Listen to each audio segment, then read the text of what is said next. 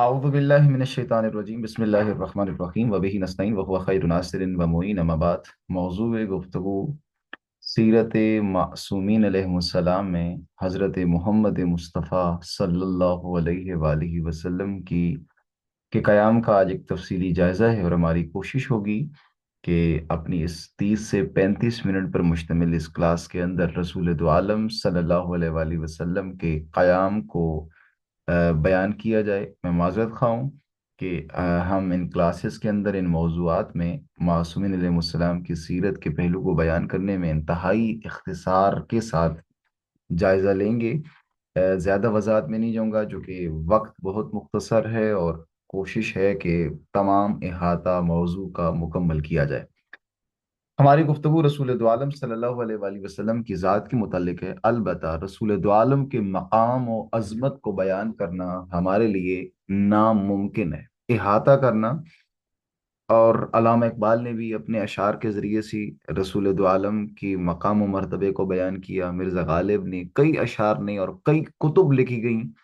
رسول دو عالم کی عظمت پر اور ان کے مقام پر، لیکن بیان کرنا ناممکن ہے، صرف مشکل ہی نہیں۔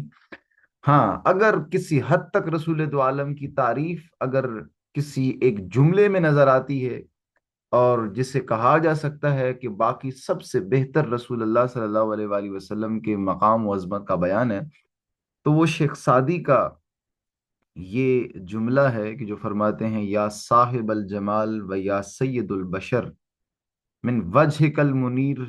لقد نور القمر لا يمكن الثناء کما کان حقہ بعد از خدائے بزرگ توئی قصہ مختصر۔ کہ آپ کی آخری جو جملہ ہے کہ آپ کی ثنا کرنا کسی کے بس میں نہیں ہے، کسی کے لیے ممکن ہی نہیں ہے، اور اگر کہا جائے تو کیا کہ بعد از خدائے بزرگ تو قصہ مختصر، کہ اللہ رب العزت کی ذات کے بعد اس کائنات میں جس ذات کو عظمت اور مقام حاصل ہے وہ آپ کی ذات پاک ہے۔ ہم جائزہ لیتے ہیں رسول دو عالم صلی اللہ علیہ وآلہ وسلم کے اس مکمل قیام کا، البتہ اس قیام کی ابتدا و اس کا جائزہ حضرت ابراہیم علیہ السلام کی 2500 سال قبل یہ مانگی گئی دعا کہ پروردگار ربنا وابعث فیہم رسولا منہم یتلو علیہم آیاتک، پروردگار میری اسی نسل میں، اسی ذریت میں ایک ایسا مبعوث کر رسول، انہی لوگوں میں سے ہو وہ رسول، اور انہیں تیری آیات کی تلاوت کرے اور کتاب و حکمت کی تعلیم دے اور ان کا تزکیہ نفس کرے، انکا انت العزیز الحکیم، جس کے جواب میں خداوند متعال کی ذات نے رسول دو عالم صلی اللہ علیہ وآلہ وسلم کی ذات کے متعلق فرمایا: هو الذی، وہ ذات ہے، بعث فی الامیین رسولا منہم یتلو علیہم آیاتہ ویزکیہم ویعلمہم الکتاب والحکمہ وان کانوا من قبل لفی ضلال مبین، کہ وہی وہ ذات ہے جس نے امیین کے اندر ایک رسول کو مبعوث کیا جو انہی میں سے ہیں، آیات الہی کی تلاوت کرتے ہیں، تزکیہ نفس کرتے ہیں اور کتاب و حکمت کی تعلیم دیتے ہیں۔ فرق دعا میں اور دعا کی قبولیت کے جواب میں یہ ہے، حضرت ابراہیم علیہ السلام نے وَيُزَكِّيهِمْ کو آخر میں کہا تھا، اور آیات کی تلاوت، تعلیم و کتاب کی حکمت پہلے اور تزکیہ کو آخر میں قرار دیا تھا، لیکن خداوند متعال نے حکم کیا فرمایا کہ یہ وہ رسول ہے جو آیات الہی کی تلاوت کرتا ہے، اور سب سے پہلا کام وَيُزَكِّيهِمْ، تزکیہ نفس کے بعد پھر کتاب و حکمت کی تعلیم ہے۔ اور یہ مولا علی علیہ السلام کا انتہائی خوبصورت فرمان ہے کہ علم کمینے کی کمینگی میں اضافہ کرتا ہے اور کسی شریف کی شرافت میں اضافہ کرتا ہے۔ یعنی اگر انسان کا نفس پاکیزہ نہ ہو، دل آمادہ و تیار نہ ہو، تو کبھی بھی پاکیزہ ظرف کے اندر ہی تعلیم جچتی ہے، لیکن اگر ظرف پاکیزہ نہ ہو تو جتنی تعلیم آ جائے وہ کمینگی میں اضافہ کر سکتی ہے، لیکن انسان کے مقام و مرتبے میں اضافہ نہیں کر سکتی۔ آئیے ہماری ساری اگلی گفتگو قرآن کریم کی اس آیت جس میں رسول دو عالم کا تعارف کروایا گیا ہے کہ یہ رسول اللہ کی ذات کیا ہے اور انہوں نے کیا کام کیا، آئیے وَإِنْ كَانُوا مِنْ قَبْلُ لَفِي ضَلَالٍ مُبِينٍ، یہ عرب معاشرہ، یہ جاہل معاشرہ کس ضلال مبین میں تھے، اور رسول اللہ نے کس حکمت عملی کے ذریعے سے ان لوگوں کو تزکیہ کی اور آیات کی حکمت اور تعلیم دی۔ جائزہ لیتے ہیں ہم یہاں پہ۔ سب سے پہلے دیکھیے، اگر رسول تو عالم صلی اللہ علیہ وآلہ وسلم ایک ایسے معاشرے میں مبعوث بے رسالت ہو رہے ہیں جس معاشرے کی حد یہ ہے کہ تمام انسانی اقدار پائمال ہیں، انسانیت اپنی آخری سانسیں لے رہی ہے، اور یہ معاشرہ ایک شدید اپاہج پن کا میں مبتلا ہو چکا ہے، ایسے معاشرے میں سب سے قبل جس چیز کی ضرورت ہے، باقی تمام دین کی تبیین کی، باقی تمام لوگوں کے اندر شعوری فکری تحریک سے قبل، جو ایسے انسانیت کش معاشرے میں جو سب سے پہلے جس چیز کی ضرورت تھی، وہ ضرورت تھی کہ انسانیت کو زندہ کیا جائے، انسانیت کی روح کو زندہ کیا جائے، اور وہ جو لوگوں کے اندر انسان کی کوئی ویلیو نہیں ان کے سامنے حقیقت کو زندہ کیا۔ اور رسول دو عالم کی زندگی کا، باقی تمام انبیاء کے اپنے اپنے معجزات ہیں، لیکن رسول دو عالم صلی اللہ علیہ وآلہ وسلم کا سب سے پہلا معجزہ اور بنیادی معجزہ کہ وہ اپنا 40 سالہ کردار کے ذریعے سے لوگوں کے درمیان انسانیت کی حقیقت کو، وہ اس اوج ثریا کو لوگوں کی نگاہوں میں دکھانا تھا۔ اور رسول دو عالم نے وہ اسلام جو 40 سال بعد مبعوث رسالت اعلان نبوت کے بعد ساری تبلیغ کی، ان 40 سالوں میں کسی کو ذرہ برابر محسوس نہیں ہونے دیا کہ 40 سال بعد میں کیا کرنے والا ہوں۔ ان 40 سالوں میں رسول دو عالم صلی اللہ علیہ وآلہ وسلم نے وہ کردار پیش کیا اور وہ انداز اپنایا رسول دو عالم نے، ان 40 سالوں میں اپنے کردار کے ذریعے سے جو کچھ بیان کرنا تھا نبوت کا بعد والا مرحلہ، وہ ان 40 سالہ دور میں اس طرح بیان کیا اپنے عمل و کردار سے کہ جان کا پیاسا دشمن بھی یہ ماننے پر مجبور ہو گیا کہ آپ صادق و امین ہیں۔ صداقت کا تعلق زبان سے ہے، امانت کا تعلق کردار سے ہے، یعنی جان کے پیاسے دشمن نے بھی گواہی دی کہ رسول دو عالم کے نہ گفتار میں نقص ہے نہ کردار میں نقص ہے، اور سراپا نور مجسم ذات اعلان نبوت سے پہلے 40 سالہ اپنے اس دور کے ذریعے سے یہ معجزہ دکھایا، اور لوگوں کے درمیان اس حق اور حقیقت کو، پیغام کو پھیلانے سے قبل لوگوں کے سامنے انسانیت کی روح کو جو سانسیں لے رہی تھی آخری، اس کو دوبارہ زندہ کر دیا۔ رسول تو عالم صلی اللہ علیہ وآلہ وسلم نے اعلان نبوت 40 سال کی عمر میں کیا۔ اب یہاں پہ ایک بڑا کٹھن مرحلہ ہے جس کو سمجھنے کی ضرورت ہے۔ 40 سالوں میں اپنے کردار کے ذریعے سے محض تبلیغ اور زبان سے کسی ایک چیز کا اظہار نہیں کیا جو کچھ 40 سال بعد ہونا تھا، اور جو ہی اعلان نبوت کیا، اب اعلان نبوت کے بعد اپنے اس 13 سالہ دور کے اندر رسول دو عالم صلی اللہ علیہ وآلہ وسلم نے جو سب سے پہلا کام کیا، یاد رکھیے گا ہماری یہ گفتگو رسول دو عالم کی سیرت اور تمام معصومین کے اس لیے ہے تاکہ اس کو آج کے دور میں امپلیمنٹ کیا جائے، آج کے دور میں عملی طور پر نافذ کیا جائے۔ اگر ہم اس چیز کو اس انداز سے نہیں پڑھیں گے صرف معلومات کی حد تک، تو اس گفتگو کا کوئی فائدہ نہیں ہے۔ آپ سکپ کر سکتے ہیں، آپ چھوڑ سکتے ہیں۔ اگر چاہتے ہیں کہ آج کے دور کے تحریکوں کو سمجھا جائے، آج کے دور کے حالات کو سمجھا جائے، اور آج کے دور میں اس اسٹریٹجی کو عملی کیا جائے جو آمائے معصومین علیہ السلام نے کی، تو ذرا ہمیں ان کے اس تاریخی کردار کو سمجھنے اور پڑھنے کی ضرورت ہے، اور ہماری ساری گفتگو صرف اسی عملی اصولوں کے گرد گھومے گی۔ پہلا مرحلہ رسول دو عالم صلی اللہ علیہ وآلہ وسلم نے اپنے 40 سالہ عملی کردار کی تبلیغ کے بعد جب دشمنوں سے بھی منوایا کہ انسانیت کسے کہا جاتا ہے، اب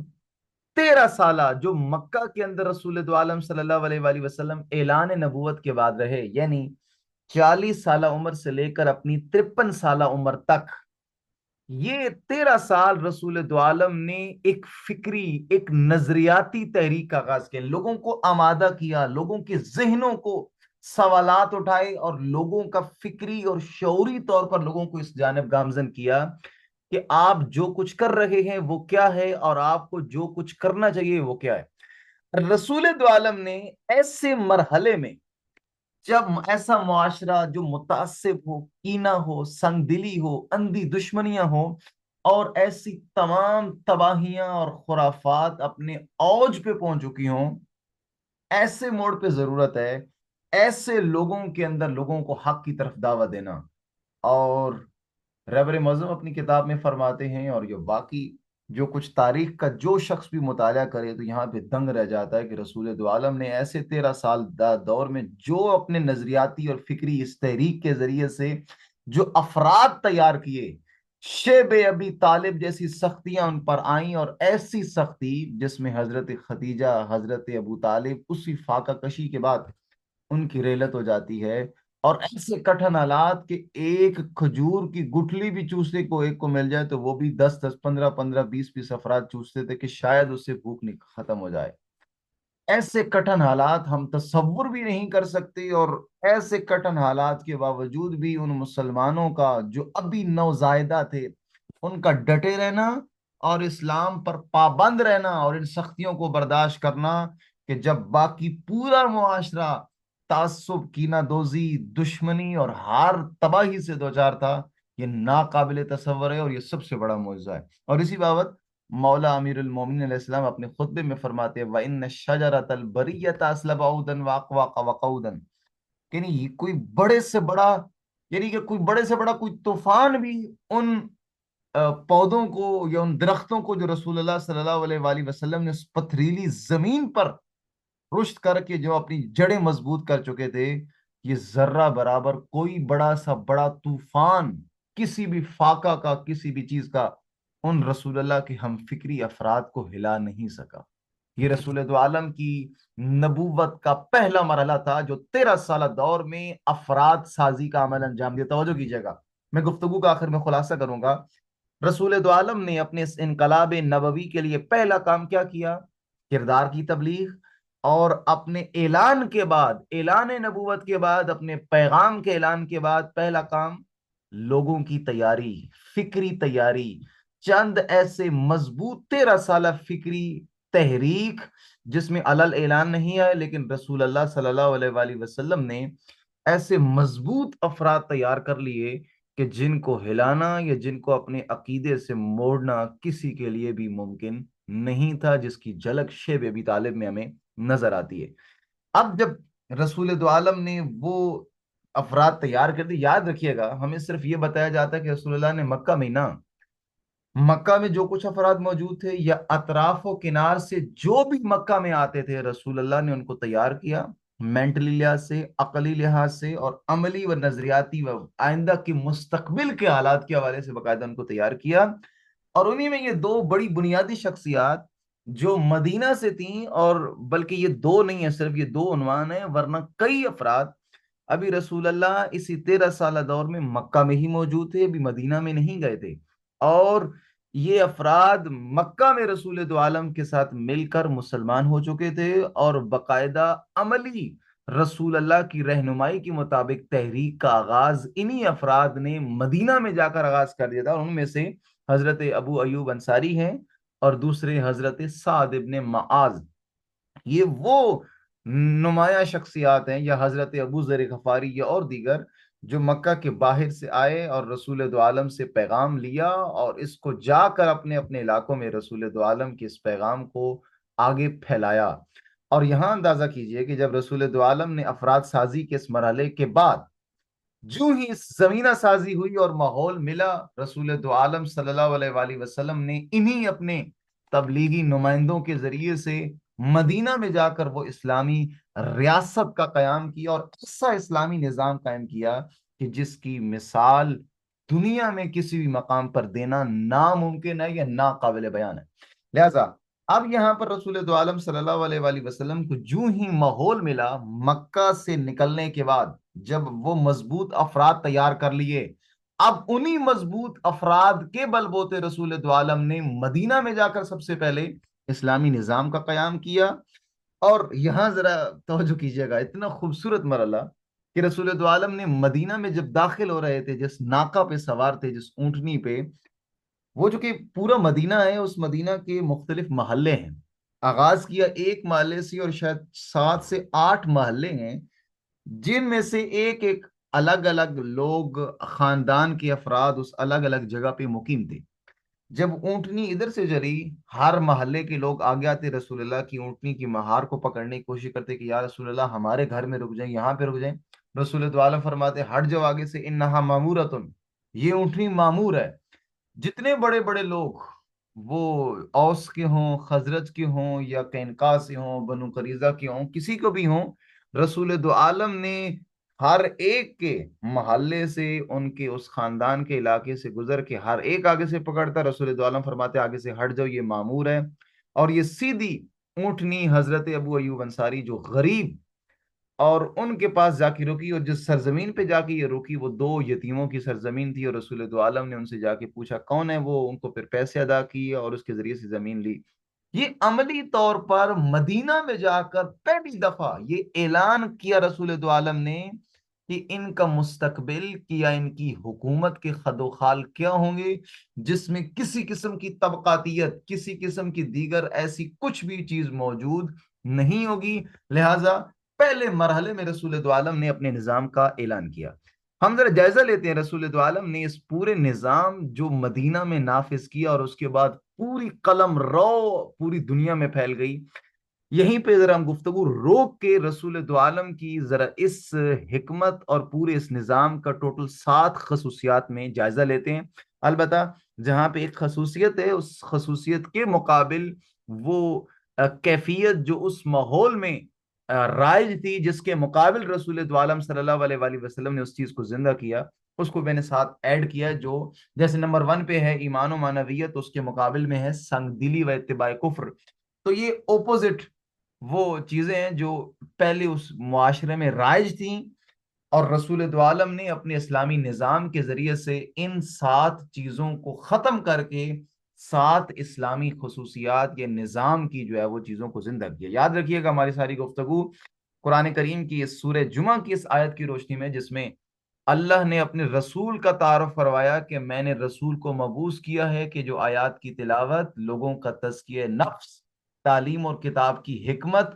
کیوں؟ چونکہ وَإِن كَانُوا مِن قَبْلُ لَفِي ضَلَالٍ مُبِينٍ، یہ جو لوگ جس ضلالت میں گھرے ہوئے تھے وہ کون سی ضلالت تھی؟ ہم نے ان 7 خصوصیات کے اندر احاطہ کرنے کی کوشش کی، اور جو رسول خدا نے ان لوگوں کو ضلال مبین سے نکالنے کے لیے جو تزکیہ نفس اور کتاب و حکمت کی تعلیم کی بنیادی ارکان زندہ کی اسلامی معاشرے کے ذریعے سے، وہ کون سے تھے؟ نمبر 1 ایمان و معنویت۔ وہ لوگ جن میں سنگ دلی، پتھر دل بن چکے تھے، جو کفر اور ان اپنے ہاتھوں سے گھڑے ہوئے بتوں کی پوجا کرتے تھے اور انہی کو خدا مانتے تھے، اور عملی طور پر اللہ کے اس نظام سے نابلد تھے اور اس کا انکار کرتے تھے، رسول دو عالم صلی اللہ علیہ وآلہ وسلم نے ایمان اور معنویت کی اس موم کو جلایا اور لوگوں سے اس کفر کی اتباع اور سنگ دلی کا خاتمہ کیا۔ یاد رکھیے، میں وضاحت نہیں کر پاؤں گا، میں حوالہ پہلے بھی دے چکا ہوں، 2 بنیادی کتابیں ان کے مطالعے کے ذریعے سے آپ مزید آپ کے لیے موضوعات آسان ہو سکیں گے۔ وقت کم ہونے کے باعث میں صرف ان کا جائزہ لوں گا اور ان کا نام لے کر وضاحت کرنے کی کوشش کروں گا۔ دوسری خصوصیت عدل و انصاف۔ وہ معاشرہ جس میں ظلم، بربریت، اور جس میں ہر دوسرا زیادہ مال اور زیادہ قبیلے کے افراد ہونے کی وجہ سے دوسرے کے اوپر اپنا حق اس پہ قبضہ کر لیتا تھا اور ڈاکہ زنی میں رائج تھا، رسول دو عالم نے عدل و انصاف کے ذریعے سے ظلم و بربریت کا خاتمہ کیا۔ رسول دو عالم نے تیسری خصوصیت اس نظام کے ذریعے سے علم اور معرفت کو زندہ کیا۔ وہ معاشرہ جس میں جہالت ناچ رہی تھی، کوئی شخص علم نہیں رکھتا تھا کسی چیز کا، اور خال خال وہ افراد تھے جو کسی حد تک کسی چیز کا پڑھنا لکھنا جانتے تھے، یا حتی معرفت، وہ لوگ جو سرکردانی میں مبتلا تھے، جہالت میں مبتلا تھے، ان لوگوں کو علم و معرفت کے ذریعے سے رسول دو عالم نے جلا بخشی۔ اور چوتھی خصوصیت کہ وہ لوگ جو اناد، دشمنی، جیسے مدینہ میں پہنچے تو اوس و خزرج آپس میں، یا باقی پورا مکہ اور مدینہ اور اطراف کی تمام ریاستیں جہاں پہ آپس میں اناد اور دشمنی اپنے اوج پہ پہنچی ہوئی تھی، وہیں پر رسول دو عالم نے اخوت اور بھائی چارہ کے ذریعے سے اس اسلامی نظام کو دوام دیا۔ پانچویں خصوصیت اخلاق و کردار کو متعارف کروایا۔ وہ لوگ جو شہوت زنی میں، شہوت رانی میں، شہوت انگیزی میں اتنے آگے آ چکے تھے اور حرص و طمع میں اتنے گر چکے تھے، وہیں پر اخلاق و کردار کا پھول کو زندہ کیا۔ وہ لوگ جو ذلت و پستی میں مبتلا ہو چکے تھے، اس ذلت و پستی میں مبتلا لوگوں کے سامنے عزت و اقتدار و اقدار کو لوگوں کے مابین زندہ کیا۔ اور وہ لوگ،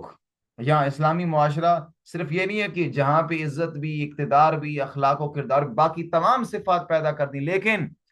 اگر یہ لوگ ایک ہی جگہ پہ رکے ہوئے ہیں، جمود کا شکار ہیں، سقوط کا شکار ہیں، تو ایسا بھی اسلامی معاشرہ نہیں ہے، بلکہ کیا ہے؟ مسلسل اپنی منزل کی جانب رواں دواں، اور اجتماعی نظام کے لیے اور اس میں عدل و انصاف کے قیام کے لیے مسلسل محنت، کوشش، لگن، جس کے لیے جد اور جہد کا جو ہے وہ عنوان زندہ، جد کوشش کو کہا جاتا ہے۔ کوشش جو ہماری پاکستانی کوشش نہیں، جیسے ہم کہتے ہیں کہ بھائی میرا کام کرو گے، تو وہ کہتے ہیں میں کوشش کروں گا، اس کا مطلب یہ ہے کہ کیا کوئی کام نہیں کرے گا، یہ پاکستانی کوشش ہے۔ جد کہتے ہیں ایسی کوشش، یعنی کسی بھی کام کو جب تک مکمل نہیں ہو جاتا تب تک سر توڑ پوری طاقت اور توانائی لگا دینا، اس کو جد کہا جاتا ہے۔ جہد، اس کو مسلسل مستقل مزاجی کے ساتھ جاری رکھنا، یہ جد اور جہد کہلاتا ہے۔ یہ وہ 7 خصوصیات تھیں جو اسلامی معاشرے کے اندر رسول دو عالم صلی اللہ علیہ وآلہ وسلم نے ان تمام لوگوں کو ضلال مبین سے نکالنے کے لیے کتاب و حکمت کی تعلیم اور تزکیہ ان کے عنوان سے ان 7 بنیادی اصولوں کو اس معاشرے کے اندر زندہ کیا۔ البتہ یاد رکھیے گا، ایسی 7 خصوصیات کا حامل نظام وجود میں آنے کے لیے 2 بنیادی اعتقادی اور انسانی بنیادوں کی ضرورت پڑتی ہے۔ توجہ کیجیے گا جی، زین بھائی آپ نے درست فرمایا، جو مولا علی اسلام کا فرمان ہے نا کہ علیکم بالجد والاجتہاد، یہ وہی جد اور جہاد کی جو ہے وہ وضاحت ہے۔ اب ایسی خصوصیات کے حامل نظام کے قیام کے لیے 2 بنیادی اعتقادی و انسانی بنیادوں کی ضرورت پڑتی ہے، یہ چیزیں ذہن میں رکھیے گا۔ ایسی 7 خصوصیات کا ایک مکمل نظام کب وجود میں آئے گا؟ جب سب سے پہلے آپ کے پاس 2 چیزیں ہوں، سب سے پہلے ایک صحیح عقیدہ ہو اور فکر سلیم ہو، تاکہ جس کے نتیجے میں لوگوں کو اپنا مستقبل نظر آئے، لوگ کسی مقام سے نکل کر اس اعلیٰ اوج ثریا کے مقام تک پہنچ سکیں۔ ایک ایسی فکر ہو، نمبر 1، جو اس نظام، جس فکر کے بلبوتے ایک نظام برپا ہو سکے جس کو آپ آئیڈیالوجی کہتے ہیں۔ جیسے آج جمہوریت ایک آئیڈیالوجی بنی، اور آئیڈیالوجی کے بعد یہ سسٹم نافذ ہوا، یا انقلاب اسلامی۔ لہذا کوئی بھی نظام ہوتا ہے اس کے لیے سب سے پہلے ایک آئیڈیالوجی کی تدوین ہوتی ہے۔ لہذا اسلامی نظام کے قیام کے لیے ان 7 خصوصیات کے حامل نظام کے لیے سب سے پہلے ایک مضبوط آئیڈیالوجی، اور نمبر 2، اس آئیڈیالوجی کے حامل انسان، ہم فکر افراد، جو اس آئیڈیالوجی پہ اتنے پختہ راہ چکے ہوں کہ شیب ابی طالب جیسی سختیاں بھی ان پہ گزریں، بھوک اور فاقہ کشی میں بھی مبتلا ہو جائیں، لیکن اپنی اس مقصد اور مشن سے ذرہ برابر ہٹنے کا نام نہ لیں، ایسے افراد کی بھی ضرورت پڑتی ہے۔ لہذا جب یہ 2 چیزیں آپ کے پاس آ جائیں، آپ کسی بھی جگہ پہ کوئی بھی انقلاب برپا کر سکتے ہیں۔ اور یہ 2 چیزیں سب سے بنیادی ہیں، رسول دو عالم کے انقلاب میں نظر آتی ہیں۔ 13 سالہ دور میں وہ سب سے پہلے ایسے مضبوط افراد فکری تیار کیے، ان کو یہ عقیدہ اور عطا کیا، اور جب مدینہ میں پہنچے تو انہی صحیح اس آئیڈیالوجی کے بلبوتے، جو اسلامی نظام کے خد و خال کے ذریعے سے اور ان مضبوط افراد کے ذریعے سے، رسول دو عالم نے وہاں پر اس اسلامی نظام کا قیام عمل میں لایا۔ اب اس اسلامی نظام کے قیام کے بعد، یہاں توجہ کیجیے گا، اب جو میں ابھی 7 خصوصیات بیان کی ہیں، یہاں پر رسول دو عالم صلی اللہ علیہ وآلہ وسلم نے مدینے میں جا کر جو سب سے پہلا کام کیا، یہاں توجہ کیجیے گا، اب ہمیں تھوڑی سی ترتیب کا خیال رکھنا ہے۔ آپ ٹھیک ہے، مان لیا کہ یہ 7 خصوصیات تھیں، اور جن 2 بنیادی محرکات کو لے کر کیا، یہاں تک گفتگو واضح ہے، لیکن ترتیباً رسول دو عالم نے کون سا کام کیا تاکہ آج کے معاشرے میں اگر ہم چاہتے ہیں کہ وہ انقلاب نبوی دوبارہ تکرار ہو، یا انقلاب مہدوی کے لیے ہم کوششیں کریں، تو تدریجاً پہلے کام کون سے ہیں؟ رسول دو عالم نے مدینہ میں جا کر جو سب سے پہلا کام کیا، وہ ایک اتحاد کی فضا قائم کر رہا تھا۔ کیوں؟ چونکہ مدینہ میں جو رسول دو عالم کے پیروکار تھے وہ سارے افراد مسلمان نہیں تھے، ابھی چند لوگ مسلمان تھے، اوس و خزرج جو ابھی سارے آپس میں دشمنیاں ختم کر کے مسلمان ہوئے تھے، یا مہاجرین جو رسول دو عالم کے ساتھ مکہ سے ہجرت کر کے گئے تھے، یہ تو مسلمان تھے، لیکن تین بڑے یہودی قبائل جو وہاں موجود تھے، جس میں ایک بنی قینقاع، نمبر دو پہ ہیں بنی نذیر، نمبر تین پہ ہیں بنی قریظہ، یہ بھی مدینہ کے اندر ہی اپنی باقاعدہ ایک پورے چار دیواری کے اندر، یہ پورے کا پورا قبیلہ اور کئی کئی سو سال جو ہے وہ ایسے قبائل کو ہو گئے تھے وہاں پر رہتے ہوئے، لہذا اور یہ عام نہیں تھا، یہ یہودی جو وہاں پر موجود تھے تینوں کے تینوں، ان کے پاس ایک پوری اس سسٹم کی پوری طاقت ان لوگوں کے پاس موجود تھی، لہذا ضرورت تھی ان کے درمیان ایک اتحاد کی فضا قائم کرنا تاکہ یہ نظام اسلامی چل سکے۔ توجہ کیجیے گا، یہ جو وہاں پہ موجود تھے سارے کے سارے یہود، ان کے پاس چند امتیازات تھے جو رسول دو عالم صلی اللہ علیہ وآلہ وسلم نے تدریجاً ان سے لے کر اسلام کو مضبوط کرنا تھا اور مسلمانوں کو مضبوط کرنا تھا۔ نمبر ایک، مدینہ کی ساری دولت و ثروت، بہترین کھیت، تجارت، سونا چاندی، جواہرات کی صنعتیں، وہ تمام یہودیوں کے اختیارات میں تھی۔ نمبر دو، تہذیب و ثقافت، اور اس کے لحاظ سے بھی تمام یہودی جو ہے وہ مدینہ کی باقی تمام قوموں پر برتری رکھتے تھے، دو چیزوں کی بنیادی۔ نمبر تین جو ان کا امتیاز تھا وہ یہ تھا کہ انہی یہودیوں کا مدینہ کے اطراف میں دور دراز تک تمام علاقوں کے لوگوں کے ساتھ ان کا رابطہ تھا، اور کوئی ایسی قوم نہیں تھی، چونکہ جب واضح بات ہے جب ساری تجارت آپ کے پاس ہو، صنعتیں آپ کے پاس ہو، تو باقی اطراف کے لوگ آپ کے پاس آتے تھے اور لین دین میں تجارت میں آپ کے ساتھ ہوتے تھے۔ یہ سارے بنیادی جو تین امتیازات تھے وہ ان یہودیوں کے پاس تھے، لہذا سب سے پہلے مرحلے میں رسول دو عالم صلی اللہ علیہ وآلہ وسلم نے یہاں پر ایک اتحاد کی فضا قائم کرنی تھی تاکہ ان کو آہستہ آہستہ سب سے پہلے یہاں پہ ایک معاشرہ یا نظام قائم ہو سکے، اس کی بنیادیں مضبوط ہو سکیں، اور ساتھ ہی ان کو آہستہ آہستہ اس بابت ڈائریکشن دی جائے۔ نمبر دو، رسول دو عالم نے جو وہاں پہ کام کیا کہ ایک ایسے لوگ جو طبقاتی نظام سے، یہاں پہ امیر ہے تو وہ امیر ہے، جو غریب ہے تو وہ بہت غریب ہے، اور بے جا تعصبات ہوں، اور ایسا معاشرہ جو ان اخلاقی گراوٹوں سے دوچار ہو، یہاں ضرورت ہی کہ ان مختلف طبقات کے مابین، جیسے اوس و خزرج کے مابین یا باقی، ان کے درمیان وہ دیر پا اور پرانی ازلی دشمنیوں کو ختم کر کے یہاں پہ بھائی چارگی قائم کی جائے، محبت و اخوت کا اعلان کیا جائے، اور برابری کی حقوق دیے جائیں۔ اور رسول دو عالم صلی اللہ علیہ وآلہ وسلم نے اس معاشرے میں جا کر یہ دونوں کام تدریجن کیے، اور اس کے بعد اپنے اسلامی نظام کے دوام کے لیے چاہے وہ اپنی ساری کوششوں کو انجام دیا۔ اب کیسے کیا، یہاں ذرا توجہ کیجیے گا، رسول دو عالم کے اس مکمل نظام کو اگر مرحلہ وائز بیان کیا جائے تو وہ تین مرحلے ہیں۔ سب سے پہلے اسلامی نظام کی بنیاد، نمبر دو اسلامی نظام کی حفاظت، اور نمبر تین اسلامی نظام کی تعمیر و ترقی۔ اسلامی نظام کا بنیاد کیسے عمل میں لائے، جس کی وضاحت ہم نے اب تک کر دی ہے۔ اس کی حفاظت کیسے کی، یہاں ذرا توجہ کیجیے گا تھوڑی سی، چونکہ وقت میرے پاس کم تھا، اور مطالعہ اور اس کے بعد نوٹس کے بعد اس کو پھر پریزنٹیشن میں لانا یہ تھوڑا سا اور ڈیفیکلٹ کام تھا، تو میں اس کو حفاظت کو تھوڑا سا الگ بھی کر سکتا تھا لیکن یہاں میں نے کیا، لیکن میں وضاحت یہیں پہ کر دیتا ہوں۔ دوسرا مرحلہ اس اسلامی نظام کی حفاظت کا تھا کہ تاکہ وہ اطراف کے جو دشمنان موجود تھے ان تمام دشمنوں سے بچایا جائے اس اسلامی نظام کو۔ اطراف میں اسلامی نظام کے اطراف و کنار میں پانچ قسم کے دشمنوں سے خطرہ تھا اس اسلامی نظام کو۔ نمبر ایک، پہلا دشمن وہ جو مدینہ کے ارد گرد رہنے والے قبائل تھے، اور یہ ایک ایک قبیلہ جو اس کے بعد جنگی ہوئی آپ کو پتہ ہے،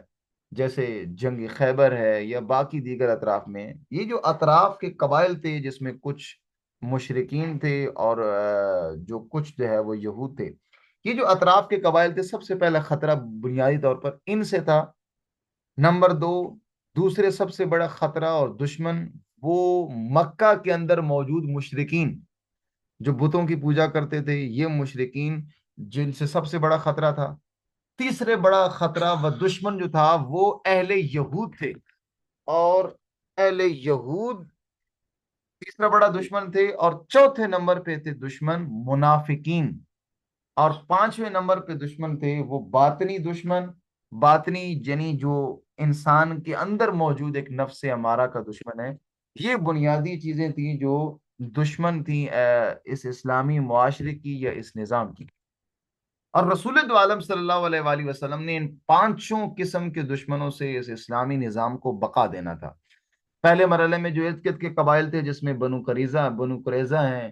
یا بنو قینقاع ہیں، یہ جو تینوں تھے، جس میں آخری طور پر شاید بنو قریظہ رہ گئے تھے، اور باقی دونوں نے جب خلاف ورزی کی تو ان کو نکال دیا گیا تھا، اور بنو قریظہ کے ساتھ آخر میں ایک معاہدہ ہوا، اور معاہدے کے تحت ان کو رہنے کا حق دیا گیا۔ اسی طریقے سے مکہ میں موجود مشرکین تھے، جن کے ساتھ رسول دو عالم نے جنگ احد ہو، جنگ بدر ہو، اور اس قسم کی تمام جنگیں لڑیں، اور ایسی تمام جنگوں کے نتیجے میں رسول دو عالم صلی اللہ علیہ وآلہ وسلم نے ان لوگوں سے اسلام کو بچایا اور اس اسلامی نظام کو بقا دیا۔ اہل یہود جو اطراف و کنار میں موجود تھے اور مسلسل رسول خدا کے خلاف دشمنیاں، اور ان مشرکین مکہ کے ساتھ مل کر جو رسول دو عالم صلی اللہ علیہ وآلہ وسلم کے ساتھ کے خلاف یہ قیام کیا، لہذا ضرورت تھی ان کے خلاف بھی ایک حکمت عملی بنانے کی۔ اور چوتھا جو دشمن تھا وہ منافقین تھے، کہ جو خود مسلمانوں کے اندر موجود تھے، ان لوگوں سے بھی جان چھڑانا اور اسلام کی حفاظت کرنا ضروری تھا۔ اور پانچویں، جو خود مسلمانوں کی جو مال و متاع کے نتیجے میں خواہشات، اور اس کے نتیجے میں جس کا اظہار بعد میں ہوا، یعنی رسول دو عالم صلی اللہ علیہ وآلہ وسلم کی رحلت کے بعد، اس باطنی دشمن نے جو سب سے زیادہ نقصان کیا، اس کے آثار بھی ہمارے سامنے تاریخ میں نمایاں ہیں۔ اب ذرا توجہ کرنے کی کوشش کیجیے گا، اور تیسرا مرحلہ ہے تعمیر، کہ اس نظام کی تعمیر کے جو رسول دو عالم صلی اللہ علیہ وآلہ وسلم نے اپنی کمال حکمت عملی کے مطابق ترتیب دی، اور اس اسلامی نظام کو تمام دنیا کے لیے رول ماڈل بنا دی۔ یہ تین مرحلے تھے جس کے نتیجے میں رسول دو عالم نے اس اسلامی نظام کو دوام دیا، اور اس اسلامی نظام کے استحکام کے لیے آخر میں رسول دو عالم صلی اللہ علیہ وآلہ وسلم، چونکہ جب اپنی 13 سالہ مکی دور میں جہاں پر افراد سازی کا مرحلہ انجام دیا، لوگوں کو تیار کیا، جب لوگ تیار ہو گئے فردن فردن، وہ نظریاتی اور بنیادی، اس کے بعد دوسرا مرحلہ تھا مدینہ میں جا کر اسلامی نظام کا نفاذ، یعنی معاشرہ سازی۔ جب افراد سازی کے مرحلے کے بعد معاشرہ سازی کا بھی عمل انجام پا گیا، اب یہاں پر معاشرہ سازی کے بعد آپ نے دیکھا ہوگا کہ رسول دو عالم صلی اللہ علیہ وآلہ وسلم نے اطراف کی تمام ریاستوں کو خطوط لکھے، اور بڑی بڑی تمام ریاستوں کو خط لکھ کر حق کی طرف دعوت دی، اسلام کے پیغام کو دعوت دی کہ اس اسلامی پیغام کی طرف آؤ۔ اور رسول دو عالم صلی اللہ علیہ وآلہ وسلم کی رحلت کے چند سالوں بعد تک، یعنی ابتدائی اسلامی نظام کے قیام کے 20 سے 25 سالوں کے اندر ہی روم اور ایران جو سب سے بڑی سلطنتیں تھی، وہ بھی فتح ہو چکی تھیں، اور تمام قلمرو اسلام کے اندر داخل ہو چکی تھی۔ یہاں توجہ کیجیے گا، یعنی پہلے مرحلے میں افراد سازی، دوسرے مرحلے میں معاشرہ سازی، اور تیسرے مرحلے میں جو اطراف و کنار کی خطوط لکھ کر لوگوں کو اسلام کی دعوت دی، یہ ایک جہان سازی کا مرحلہ تھا جو رسول دو عالم صلی اللہ علیہ وآلہ وسلم نے آخری مرحلے میں طے کیا۔ یہاں توجہ کی ضرورت ہے۔ اب جب ایک ایسا اسلامی معاشرہ جس کے اصول صرف اس زمانے کے ساتھ خاص نہیں ہے بلکہ قیامت تک چلنے ہیں، اور قیامت تک چلنے کے لیے ایک ایسے نظام کو اب مستقبل دینے کی ضرورت ہے، اس اسلامی نظام کو استحکام دینے کی ضرورت ہے، تاکہ یہ مستحکم ہو سکے اور یہ پائیدار ہو سکے اور مقرر ہو سکے۔ یہاں پر رسول دو عالم صلی اللہ علیہ وآلہ وسلم نے اپنی زندگی میں گاہے بگاہے اور اتمام حجت کے طور پر بطور اعلان غدیر میں ولایت امیر المومنین اور ان کی تمام آل اور اپنے 12 بقیہ خلفاء کا باقاعدہ نام لے کر غدیر خم میں اعلان کیا کہ لوگوں آگاہ ہو، جو سن لو کہ میں الست اولا من انفسکم، کیا میں تمہارے نفوس سے زیادہ تم سے اولویت نہیں رکھتا؟ جب یہ سب سے لوگوں سے اقرار کروایا، اس کے بعد امیر المومنین علی ابن ابی طالب علیہ السلام کی ولایت اور ان کی آل کا ولایت کا اعلان کر کے اس اسلام کو علی کے قلعے کے ذریعے سے محفوظ بنا دیا گیا۔ یہاں میں قرآن کریم کی اس آیت کی تھوڑی سی وضاحت کرنا چاہوں گا، توجہ کیجیے گا، کہ جو سورہ مائدہ کی آیت نمبر 66 ہے، جس میں اللہ کا فرمان ہے یا ایھا الرسول بلغ ما انزل الیک من ربک وان لم تفعل فما بلغت رسالتہ، یہاں توجہ کی ضرورت ہے۔ ایک ایسا اسلامی نظام جس کے لیے رسول دو عالم 40 سالہ اپنے کردار کی تبلیغ، 13 سال مکہ میں افراد سازی کا مرحلہ، اور مدینہ میں جا کر باقی رسول دو عالم صلی اللہ علیہ وآلہ وسلم اس محنت و مشقت کے نتیجے میں ایک اسلامی نظام جو قائم کرتے ہیں۔ اب یہ ایسا اسلامی نظام جو اتنے اہم بنیادی اصولوں پر زندہ ہوا ہو، اور ایسا اسلامی نظام اگر مستقبل نہیں رکھتا تو یہ ناممکن ہے، یا اس کا کوئی فائدہ نہیں ہے۔ اب جب رسول اسلام صلی اللہ علیہ وآلہ وسلم نے اتنی محنت و کوششوں کے نتیجے میں اس اسلام کو نافذ کیا ہے، اب ضرورت ہے کہ ایسا اس کا مستحکم بنیاد رکھی جائے جو قیامت تک چل سکے۔ اب قیامت تک چلنے کے لیے رسول دو عالم کی ساری ایفرٹ اپنی زندگی میں، وہ اس نظام کی قیامت تک چلنے کے لیے بطور استحکام نظر آتی ہے۔ آپ رسول دو عالم کی زندگی کا آخری دور اٹھا کے دیکھ لیجئے، جس میں رسول دو عالم اپنی اہل بیت اطرت کے ساتھ محبت و احترام کرتے ہوئے مدینہ کی گلیوں میں حسن و حسین، حضرت فاطمہ و زہرا سلام اللہ علیہ کے مقام و منزلت کو بتاتے ہوئے، اور مولا علی علیہ السلام کی مقام و منزلت کو بتاتے ہوئے نظر آتے ہیں۔ اور کبھی رسول دو عالم جناب زہرا کے دروازے پہ کھڑے ہو کر اس طریقے سے قرآن کریم کی آیات کی تلاوت کرتے، کبھی مسجد کے اندر حضرت امام حسین سجدوں پہ سوار ہوتے اور یوں سجدے کو طولانی کر دیا کرتے، کبھی مسجد نبوی میں خطبہ دے رہے ہوتے تو امام حسین داخل ہوتے، گرنے لگتے، خود رسول دو عالم جا کے امام حسین کو اٹھا لیتے تھے۔ اور یوں ساری زندگی، آخری بالخصوص دور جس میں اپنی اہل بیت کے ساتھ انتہا درجے کی انتہا محبت اور عقیدت، اور قرآن کریم کی اس آیت کی روشنی میں کہ لا اسألکم علیہ اجرا الا المودۃ بالقربہ، یہ آیت کی روشنی میں ان تمام لوگوں کے سامنے جس حقیقت کو بتانا چاہ رہے تھے، وہ دراصل اس اسلامی نظام کو دوام دینے کے لیے اور قیامت تک کے لیے لوگوں کے سامنے اعلان کر رہے تھے۔ یہاں نکتہ، جو قرآن کریم کی آیت کے اندر دھمکی پائی جاتی ہے رسول کو، کہ رسول اگر آپ نے یہ ایک اعلان نہ کیا فما بلغت رسالتا، آپ نے گویا 23 سالوں میں کوئی کام نہیں کیا۔ کیوں؟ چونکہ 23 سالوں میں جو کچھ کیا ہے رسول، یہ ایک مقدمہ ہے، اس اسلام نے قیامت تک چلنا ہے۔ اب مقدمے کی بعد اب باری آتی ہے نتیجے کی۔ آپ نے ایک کام کیا ہو اور نتیجہ آپ کو نہ ملے تو اس کام کا کوئی فائدہ نہیں ہوتا۔ جیسے آپ اگر پورا سال محنت کریں اور محنت کے بعد جب آپ آخری دن پیپر دیں اور پیپر میں آپ فیل ہو جائیں، تو کیا اس پورے سال کی محنت کا کوئی اثر ملا؟ نہیں ملا، چونکہ جس محنت کی تھی پیپر پاس کرنے کے لیے، ڈگری لینے کے لیے، اور وہ جب نہیں ملی تو پھر محنت کا سارا ضائع ہو گئی۔ بالکل ویسے ہی اب جب رسول دو عالم نے اتنی محنت کر کے اس اسلام کے دوام دیا ہے، اب ضرورت ہے بطور استحکام نتیجے کی، اور نتیجہ کیا ہے؟ نتیجہ ہے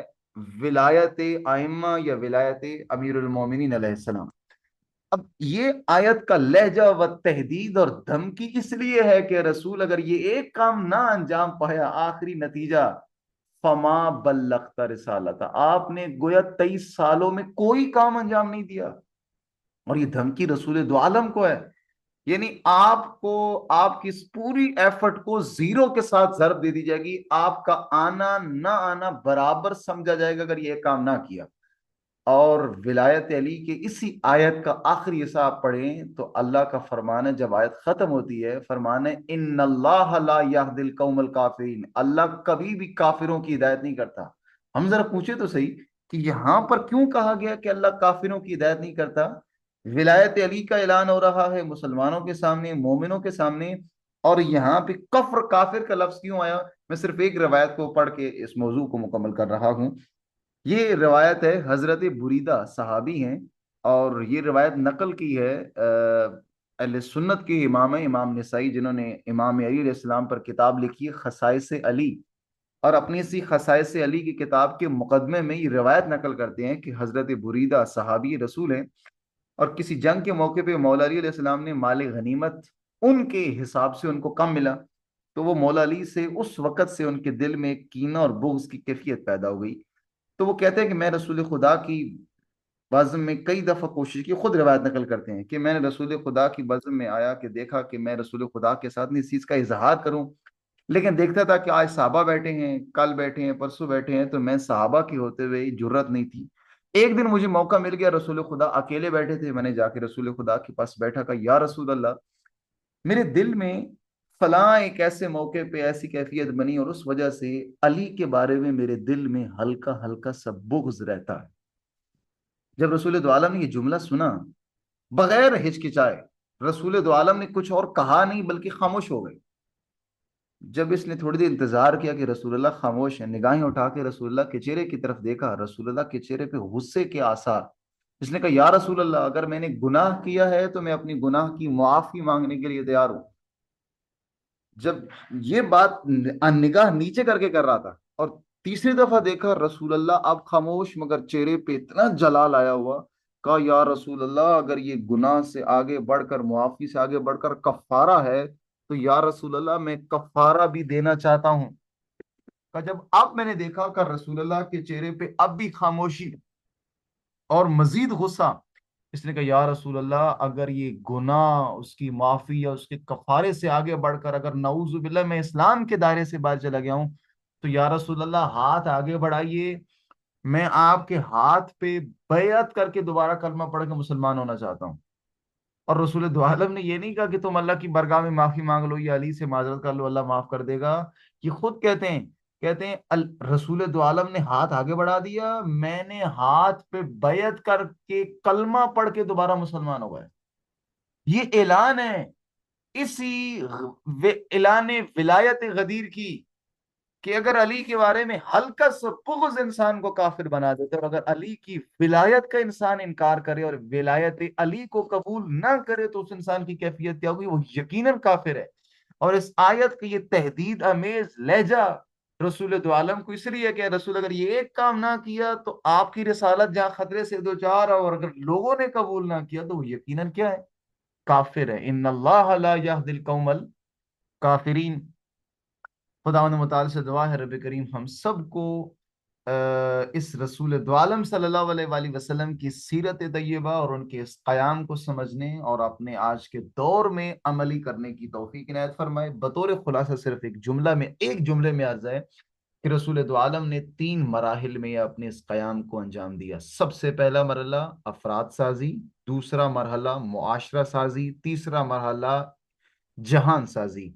افراد سازی 13 سالہ دور کے اندر ان ہم فکری افراد تیار کیے، اگلے 10 سالہ مدینہ کے دور میں اسلامی نظام کو قائم کیا، معاشرہ سازی،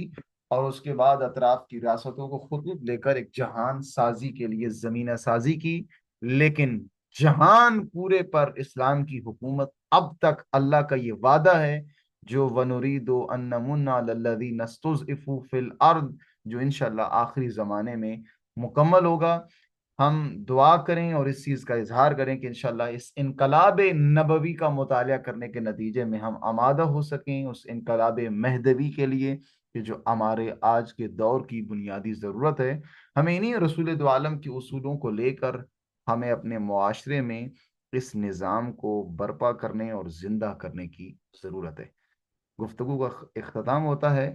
وقت ختم ہو چکا ہے۔ کسی قسم کا سوال ہو آپ گروپ میں کر سکیں گے۔ سب احباب سے گزارش ہے کہ اس موضوع کو سنیں، جس حد تک ہو سکے اپنے سوالات کے ذریعے سے اس موضوع کو مزید چاشنی عطا کریں، تاکہ ہمارے لیے یہ موضوع زیادہ تفہیم کے اور تبیین کے قابل ہو سکے۔